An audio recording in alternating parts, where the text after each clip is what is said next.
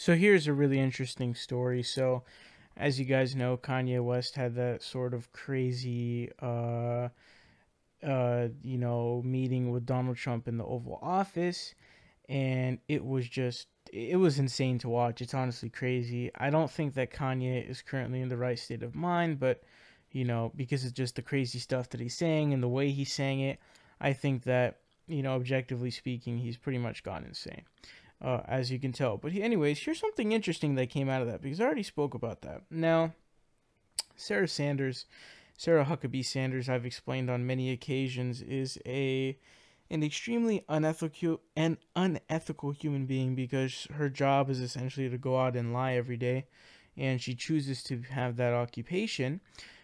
So she is going out in front of the American people and lying. Now they don't even hold that many press briefings anymore because of all of the pressure that's been on them. Now here's something interesting. So this is not the first time that we have seen ethics violations of the Hatch Act being, filed, or at least being accused.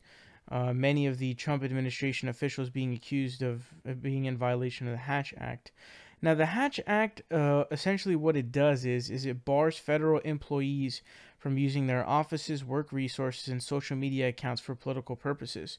So, this is basically for people who are not elected. They are people who are appointed and they're employees of the federal government.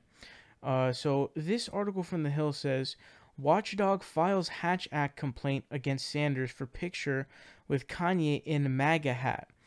It says Watchdog organization Citizens for Responsibility and Ethics in Washington filed a complaint against White House Press Secretary Sarah Huckabee Sanders on Friday, alleging she violated the federal Hatch Act. Crew's complaint to the Office of Special Counsel details how Sanders posted a photo on her official White House Twitter account of herself with Kanye West during the rapper's Thursday visit to the Oval Office. West is wearing one of President Trump's signature Make America Great Again hats in the photo. It says the act bars federal employees from using their offices, work resources, and social media accounts for political purposes. Those found to have violated it can be fined as much as $1,000 and face disciplinary actions like suspension or termination. Now, here is the essential concrete evidence that this has been in violation. It says that the OSC, which is the Office of Special Counsel, says the OSC clarified this March that any reference to Trump's MAGA campaign slogan was a clear violation, the watchdog noted. And it also goes on to say this is not the first time that Sanders and other members of the Trump administration have been accused of violating the Hatch Act. Now, I've gone over a bunch of the ones because I've actually covered them, but this is something that is really interesting here. And, the question really becomes whether or not this will really end up being enforced. I mean, we can really hope so, but if you're Kanye, why are you taking a picture with Sarah Huckabee Sanders in the first place? Like, no one on planet Earth likes Sarah Huckabee Sanders. Everyone hates her.